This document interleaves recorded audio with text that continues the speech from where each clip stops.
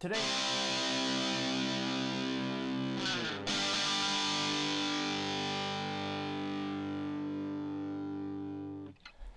other interesting cultural news, you have Bud Light Dylan Mulvaney boycott now costing them over $1 billion in lost sales. Now, this is not too surprising. They shot themselves in the foot, perhaps worse than Ron DeSantis' campaign when he shot himself in the foot, debatably with a 50 cal in the high-heeled boot.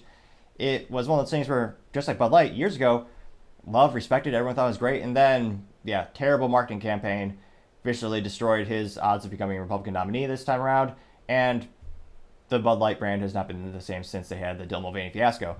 Where again, they built perhaps the most negative ROI in history. They paid Dylan Mulvaney $185,000 for a couple pictures and a video and a custom can with Dylan Mulvaney's face plastered on it, celebrating 365 days of womanhood.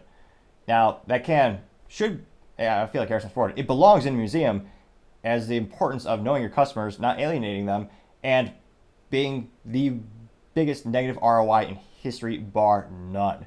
Now, this comes to us thanks to Hannah Zadley on CNN Business, and they note that Bud Light boycott likely cost Anheuser-Busch InBev over $1 billion in lost sales. Now, no spoiler alert, but it is quite more than that. Now, they say that the world's largest brewer may have lost as much as $1.4 billion in lost sales because of the backlash of their partnership with transgender influencer to promote Bud Light beer. Let's see here. Now they say in North America, organic revenue, seen as a measure of operating performance, plunged 1.4 billion last year as beer sales by volumes tumbled in the region, primarily due to the decline in Bud Light sales in the U.S. And of course, yeah, that is their biggest, most important brand of the whole portfolio. Anheuser-Busch InBev owns over 40 beer brands, and yet that is by far the biggest of the portfolio, which is why that's why you're seeing such a tremendous impact on the business from that marketing fiasco. Now, the CEO says, oh yeah, between May and February, Bud Light recovered only 1.2% points of lost market share. So they went down 30, and they went up by 1.2. And this is according to the CEO, former CIA operative Michael that's Michael Durkist. So he's Anheuser-Busch InBev. Let's see. He told investors on Thursday, the pace of the recovery is picking up, he says, but it's still only 0.1 to 0.2 percentage points every 3 to 4 weeks, which I guess will add up over decades. Now, they say that, quote, in the U.S., performance remains very underwhelming with revenue down at double-digit rates as the group lost market share, unquote. And it's according to Aaron Cherokee, an equity analyst at online investing platforms Hargreavens. Now, they also recently avoided a strike with their union members, which I was actually surprised they didn't just tell the union to, what's a nice way of saying go to hell, because of all the times to strike, now's the time the company really doesn't have much of a reason to care. I would argue because their sales are down so much, they don't need the heavy volume of people moving the product like they used to. Now, that being said, it still was beneficial that they avoided the strike because, again, that would cost them more money. But in terms of like negotiating and when's the best time to strike, when sales are at all-time lows, probably you don't have the biggest advantage, I would argue. So it'll be interesting to see if they ever try to fix this issue besides just spending money on random marketing stuff. Again, it's akin to a cliche bad relationship where a husband or wife cheats on their spouse. They come home with flowers or some type of worthless piece of carbon that some people call a diamond, and they say, oh yeah, here. But they never actually apologize, which, again, we've covered this for about a year. The number one comment in all of these, every time Bud Light posts anything on social media, it's usually roasted or ratioed, as the youth might say. And the number one consistent comment we see is, we want an apology. That's what they say. Now, granted, because of the extreme additional boycott they might get by the far left, also known as leftists, as this has devolved into a political issue, I suspect that would increase the boycott. But granted, how many people who are politically far left support and are angry that they didn't, quote unquote, stick with Dylan Mulvaney, which, again, they didn't say anything. They went radio silence for months. So the fact that they didn't, quote unquote, stick with Dylan Mulvaney had people on the left boycotting them as well. So you had people on the left who boycott the company. You had people in the middle who don't want to have a political conversation with just having a beer. They started to boycott as well. You have people who like the taste of beer, so they never bought it at all. And then you have people on the right who were more conservative, and this has become, again, a political issue in many ways. And they said, well, we don't think it's appropriate for a brand to pay someone $185,000 to pander this product to their audience, which is about, the average audience age for Dylan Mulvaney was 15 years old. Which, spoiler, in the United States, you can't legally sell them alcohol. You have to be 21 to buy alcohol in the United States. And, of course, their sales crashed around, $1.4 billion is perhaps the biggest business blunder in history. If I think of a marketing business blunder, because even Microsoft, one of the biggest issues ever in terms of technology recalls and business blunders, I mean, that has to be the Xbox 360, which due to a manufacturing, I actually argue due to government intervention where they had certain mandates for the it eludes me at the moment, but there's certain, not adhesive, the coolant cream. This is smart. My team knows how to do this on the tech company. We mostly do software services, but the actual CPU coolant, or GPU in that case, they took the quote unquote hazardous materials out, so they had to use an inferior coolant, and they caused the Xbox to overheat. That cost them over $1 billion to have the Xbox 360s recalled and properly fixed. And this is $1.4 billion.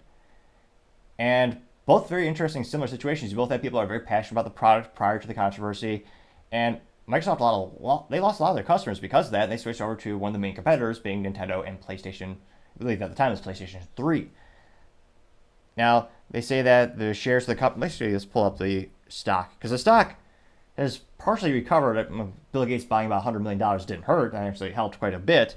But if you go to their stock price, it wasn't eviscerated as some might think. Let's see here. So Anheuser-Busch stock. Which perhaps the silver lining of this situation is, think of how many Americans can now properly spell Anheuser-Busch thanks to this controversy and all the news about it. I mean, prior to this, I don't think most people could spell it. I mean, it's not that hard of a word, but it is unusual. Let's see here. InBev stock. So they're currently $60.21 per share. Granted, by the time this video is actually edited and uploaded and rendered, it'll change. But go to the 1-year trend or 5-year trend. Go to last year, April 1st, which again, perhaps a little irony or just funny coincidence. They started that campaign with Dylan Mulvaney on April 1st. A lot of people thought it was a joke because it's such an outlier in behavior for the traditional marketing methodologies.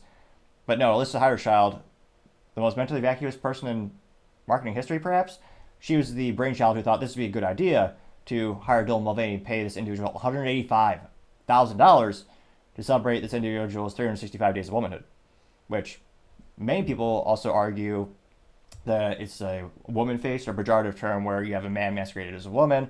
As even in the trans community, he is a very polarizing figure because Dylan never got the surgery that many people believe is necessary to be in that new category. So there's a controversy in and of itself. And Dylan pranced through the woods wearing high heels, insinuating that that's what women do.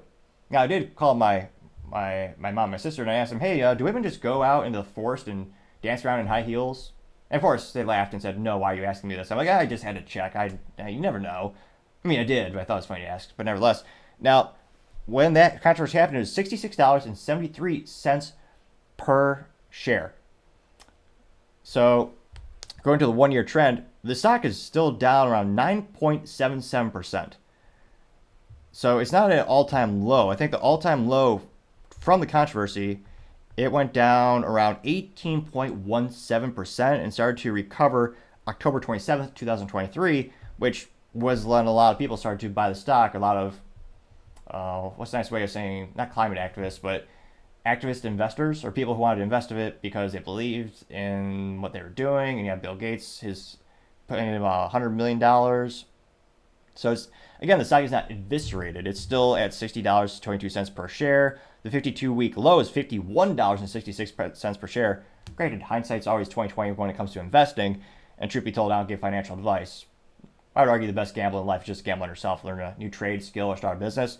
A lot of risk, but could be a lot of reward and ridiculously satisfying as well. So about 1 year in review, about $1.4 billion in lost sales. And the stock is down around 10%, which again is not terrible, but considering the lifetime of the stock, they should be doing a lot better. Now, lifetime, these you do a 5-year trend, you expand that a little more. The lifetime, or not lifetime, the 5-year trend, they're still down negative 26.5%. So there are still some bigger issues. Their stock was dropping before that as well. But it'll be interesting to see. Let me know, would you ever buy in Bud Light? Because, again, they never addressed the elephant in the room. And to me, I think the main controversy, a lot of people think it's because the LGBTQ sponsorships. Bud Light has been doing or sponsoring gay pride parades for about 30 years. And most people, I think, didn't see it as a point of contention when it comes to the specific boycott. Now, in the past 2 or 3 years, there have been a increase in the number of naked people at those types of parades, as well as children being there. So I think that is also part of the boycott. Even of course, one of the biggest, the lightning rod that brought the attention to the situation was, of course, Dylan Mulvaney. And I think a lot of people, anecdotally speaking, a lot of people I know who are participating in the boycott are not doing it because Dylan's average audience age was 15 years old, which again is a child, which cannot legally purchase your product. Now, a lot of people I know are actually starting to waking up to the fact that they are no longer, again, debate in and of itself, they're not locally owned. They're not. Someone would argue they're not an American company because the global headquarters is in Belgium, where they make great waffles and rifles, incidentally enough. But that's another age-old debate as well. Are they truly an American company? They employ thousands of Americans. They have a physical office here. They have facilities. But the profits do go back and is a publicly traded company that global headquarters is over in Belgium. So that's a debate in and of itself. And there are a lot of competitors who would have not sponsored a polarizing figure like Dylan Mulvaney. Now, interestingly enough, those other competitors have supported gay pride parades as well, which seeing the sales go to those competitors kind of fuels my theory, rather, that I don't think that is the main point of contention for this particular boycott. Because again, Miller Lite and Coors Light, they have sponsored gay pride parades as well, but their sales went up because of the Bud Light boycott. Now, incidentally enough, I like to support family-owned businesses, so when my IT company has a little event that we're getting together, we're going to have some prospective clients there. When I have to go out and I have the decision to buy beer, because I know people like beer, I actually go out and buy Yangling. And one of the main reasons I buy that is because they're still family-owned, and we're actually also the oldest brewery in the United States. So two extremely unusual and rare feats to achieve in businesses, still family-owned, so actually after multiple generations, and it's the oldest one in existence, still privately owned by the family. And to me, I always like to support local, and if I can't support local, support something that is family owned. So to me, that's kind of my 3 cents on where I choose to invest or spend my capital on the rare occasions where I do go out and I purchase beer. But a lot of people are starting to realize that Yangling, they're increasing exponentially in their popularity and sales, partially because of this boycott. So it's an instance where there are a myriad of reasons as to why this is perhaps the business blunder of the century. But it'll be interesting to see.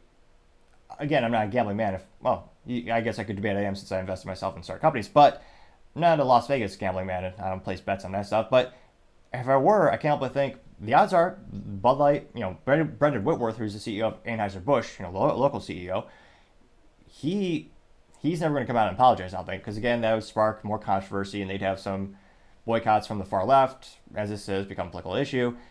But let me know in the comments, would you ever buy a Bud Light again? I mean, the sales is showing that the customers are barely returning. I mean, what was it, 0.1 to 0.2%? I mean, that's negligible, and the competition is fierce. A lot of people view beer as somewhat of a commodity. It's very much a price point aggressive thing. So let me know. I'd be fascinated to hear, as always, what you have to say. Thank you, everyone, for taking the time to tune in. And again, we're trying to get to 4,000 subscribers by the end of the month. So if you could click that button, I would greatly appreciate it. Also, give me a thumbs up, thumbs down, or a comment to give me some additional feedback so I can learn how to make the show better and better. Lastly, don't forget to take the time to tell your family, tell your friends, tell your coworkers, heck, tell your enemies, tell anyone and everyone. Just stay safe, fight the good fight.